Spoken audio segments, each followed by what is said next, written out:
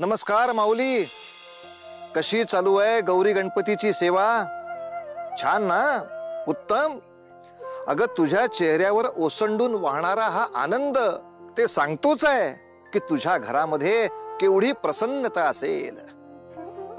आपल्या सगळ्या सणवारांचं हेच वैशिष्ट्य आहे ना माऊली. माऊली, जसं तू आपल्या नातलगांच्याकडे जातेस आणि जाताना सुख समाधान आनंद अगदी भरपूर देऊन जातेस, तसेच आपले हे गणराय एकदा का आपल्या घरामध्ये विराजमान झाले की हा सगळा गाभारा ते आनंदाने अगदी फुलवून देतात. अगं जशी तुझी आमच्यावर माया तशी देवाची पण आहेच की. या गणेशांची पूजा आपण दुर्वा वाहून करतो. या दुर्वेचं महात्म्य आपण अनलासुराच्या कथेतून समजावून घेतलंच आहे की. परंतु कलियुगात देखील त्याचा नव्याने प्रत्यय आला. तो कसा ते या कथेमध्ये बघूया.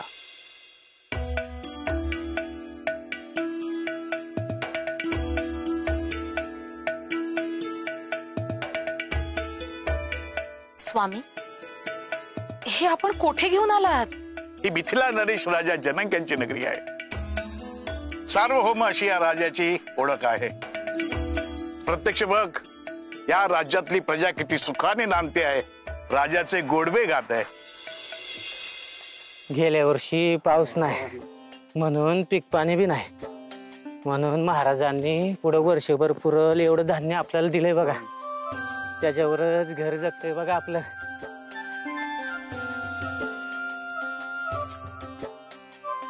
आई कोण दिले?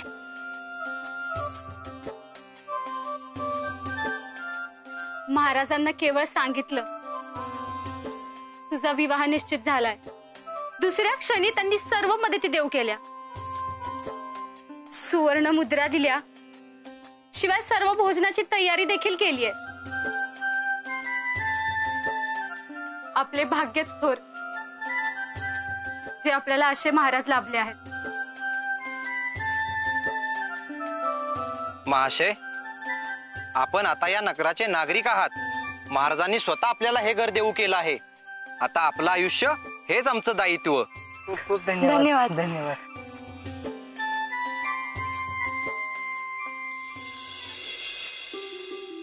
स्वामी, या जनतेचे राजाप्रती असलेले उदार मत ऐकून त्यास भेटावयाची इच्छा अधिक उत्कट झालीय. देवी, तुझी ही इच्छाही पूर्ण होईल.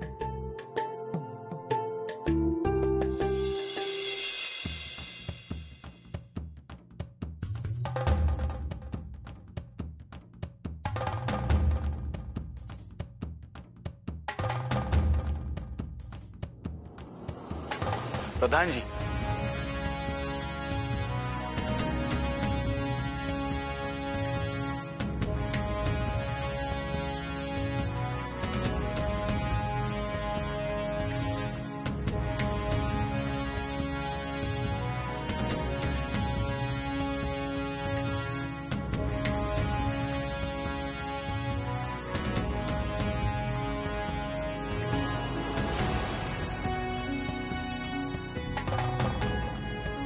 प्रधान जी, या सर्व सुवर्णाचे जनतेमध्ये समान वाटप करा.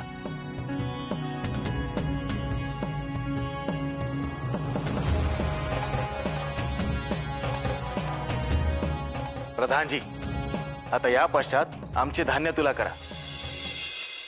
हो महाराज.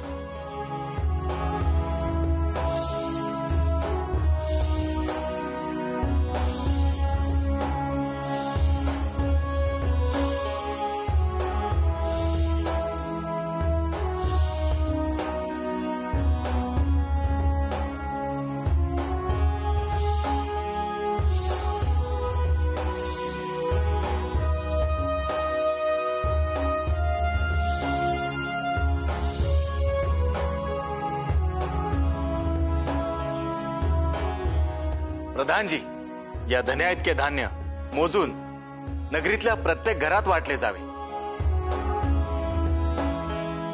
या मिथिला नगरीतला एकही जीव उपाशी किंवा दरिद्री राहता कामा नये.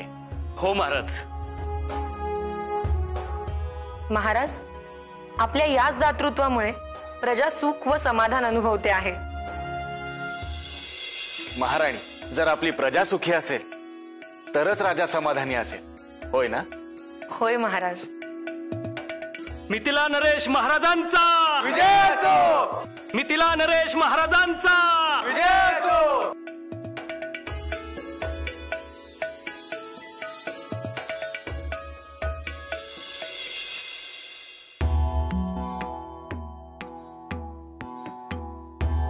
वक्रतुंड महाकाय सूर्यकोटि समप्रभ निर्विघ्नं कुरु मे देव सर्व कार्येषु सर्वदा.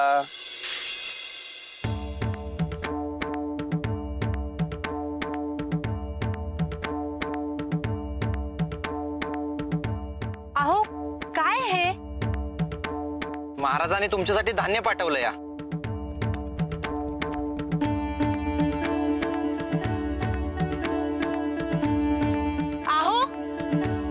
अहो ऐकलत का?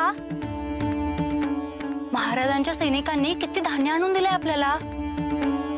तसंही भिक्षुकी करून कधी पोटभर अन्न नाही मिळालं आपल्याला. खरंय तुझं. कधी कधी कळतच नाही की आपण असे काय पुण्य कमावलं आणि या नगरीत राहायला आणि आपल्याला दयावान महाराज लाभले.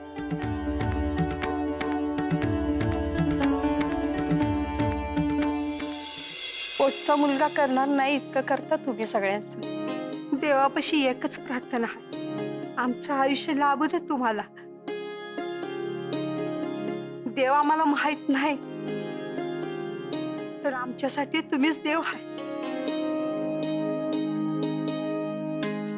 मी गरीब तुम्हाला काय देणार, ठीक आहे, पण हे हाताने विणलेलं वस्त्र आहे, याचा स्वीकार करावा.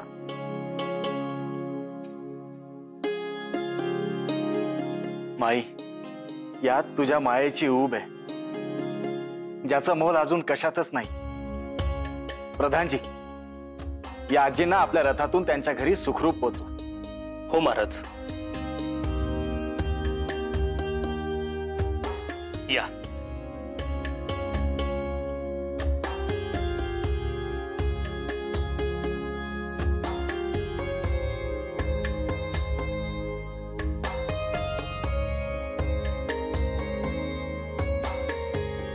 पाहिलेत महाराणी,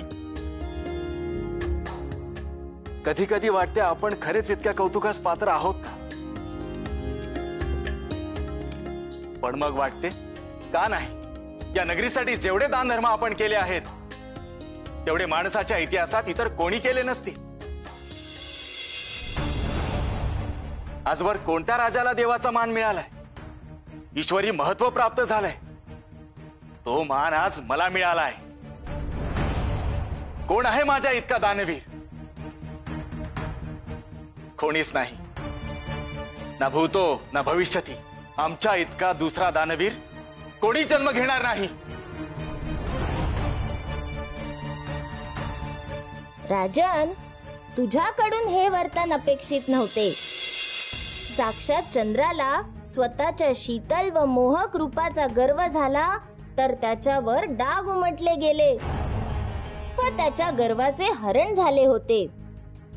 परंतु तू तर एक राजा आहेस, सामान्य मनुष्य आहेस.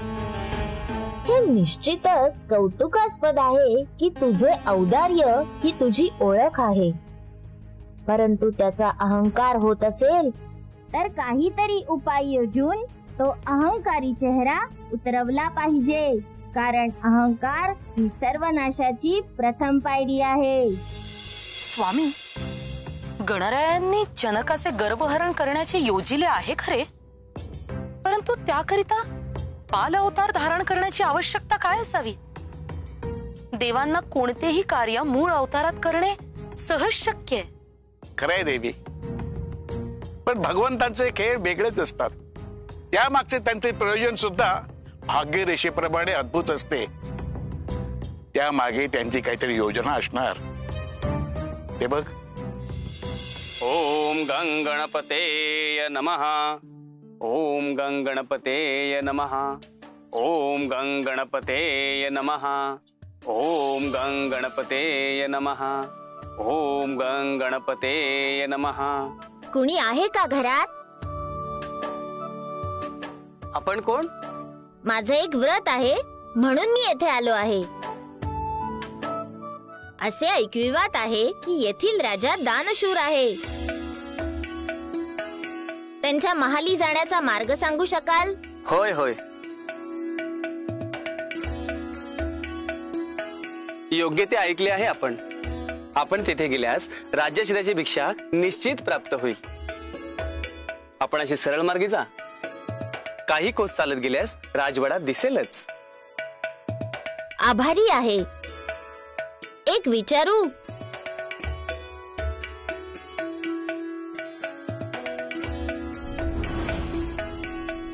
आपण श्री गणेशाचे पूजन करता आहात ना? होय, हा तर नित्यक्रमच आहे माझा.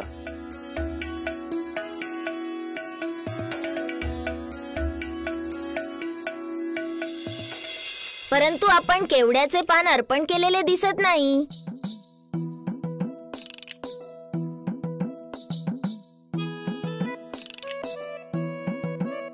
बाकी सर्व सामग्री गोळा केली खरी, मात्र तेच एक उपलब्ध झाले नाही. काळजी करू नका.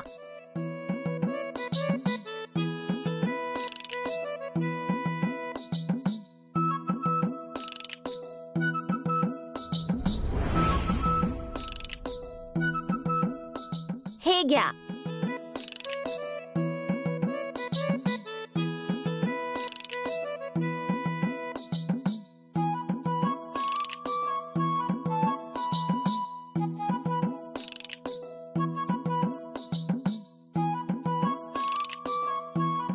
अहो, आभारी आम्ही आपला. याची परतफेड कशी करू हेच समजत नाही. संकोच नको. हे पान गणेशाला अर्पण केले म्हणजे मलाच मिळाले. येतो मी.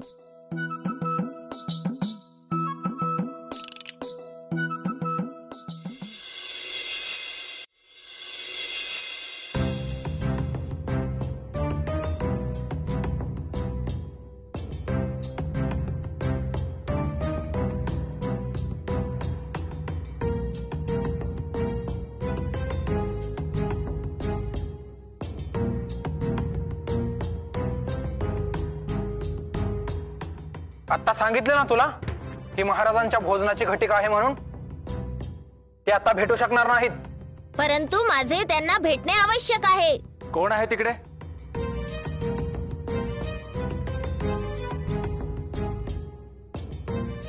बोल बालका, असे काय आवश्यक कार्य आहे तुझे? प्रणाम महाराज. मी आपली कीर्ती ऐकून इथवर आलो आहे. मी एक सामान्य याचक आहे. याचक?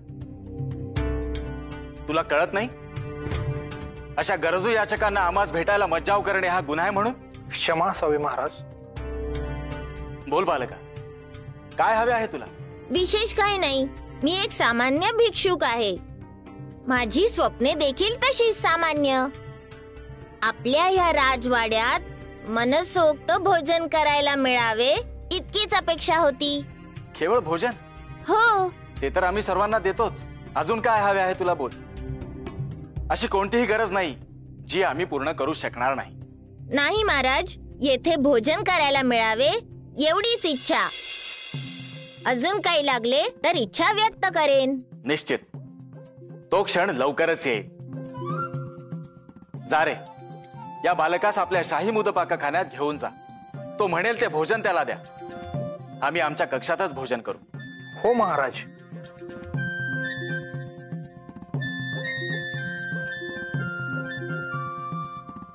आता तुझी धडगत नाही.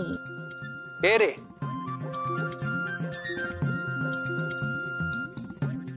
थांबा थांबा, आलो. काय बालका, एका वेळी एवढे अन्न पाहिले होते का?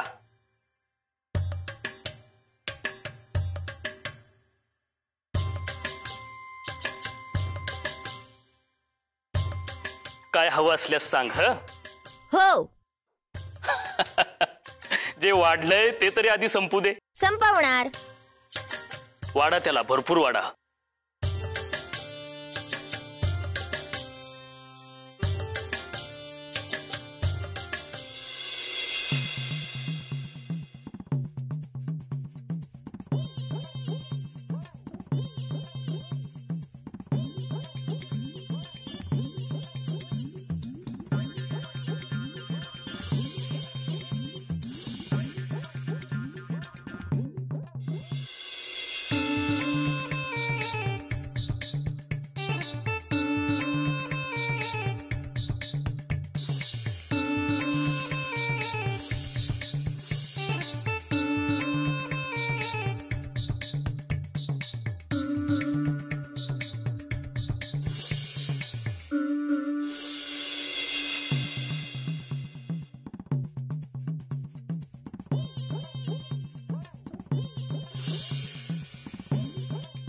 अहो बघताय काय, वाडा अजून.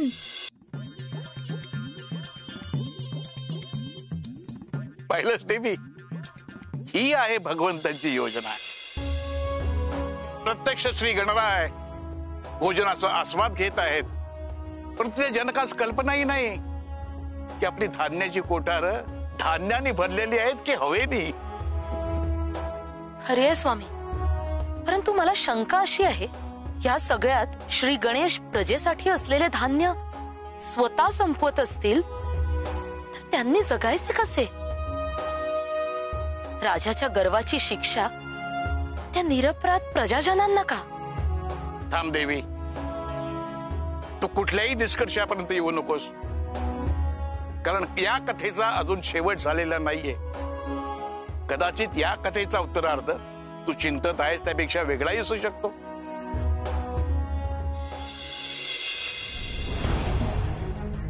हा काय प्रकार आहे? कोण आहे तिकडे? प्रणाम महाराज. आमच्या भोजनाची घटिका सरली तरी अद्याप आम्ही उपाशीच कसे? क्षमा असावी महाराज, भोजन कक्षामध्ये फार गदारोळ माजला आहे. आलेल्या बालकाने संपूर्ण धान्याची कोठारे रिते केली आहेत, तरी सुद्धा त्याची भूक क्षमेना. आचार्य आणि वाडपे हतबल झाले आहेत.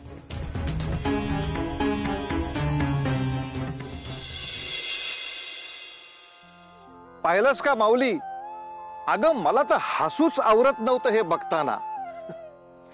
गणरायाला बुद्धीची देवता म्हणतात ते काही उगीच नाही.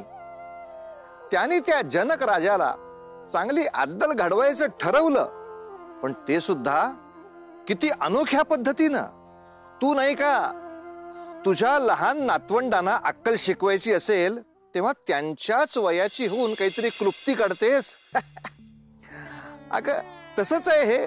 नाही, गमतीचा भाग जरी वगळला तरी सुद्धा बाल गणेशानं फार मोठा अर्थबोध दिला याच्यातून आपल्याला.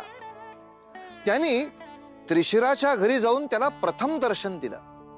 इतकंच नाही तर त्याचा भक्तिभाव त्यांना इतका भावला की स्वतःकडे असलेलं केवड्याचं पान सुद्धा त्यांनी त्याला दिलं. हे भगवंताचे संकेत आहेत माऊली. ते सगळ्या भक्तांना नाही कळत, पण हे त्रिशिराला कळेल का?